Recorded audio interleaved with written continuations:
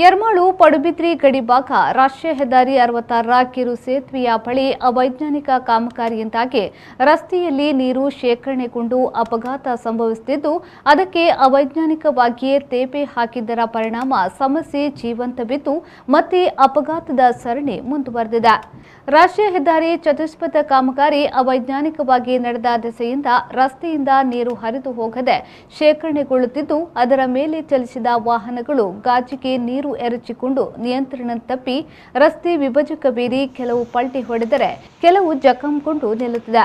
ಈ ಸಮಸ್ಯೆ ಗಮನಕ್ಕೆ ಬಂದ ಇಲಾಖೆ ಮತ್ತೆ ಇದಕ್ಕೆ ರಸ್ತೆ ವಿಭಜಕದ ಮೇಲೆಯೇ ಚರಂಡಿ ನಿರ್ಮಿಸುವ ಮೂಲಕ ಅವೈಜ್ಞಾನಿಕವಾಗಿಯೇ ಪರಿಹಾರ ನಡೆಸಿದ್ದರ ಪರಿಣಾಮ ಮತ್ತೆ ರಸ್ತೆಯಲ್ಲಿ ನೀರು ನಿಂತು ಅಪಘಾತದ ಸರಣಿ ಮುಂದುವರೆದಿದೆ.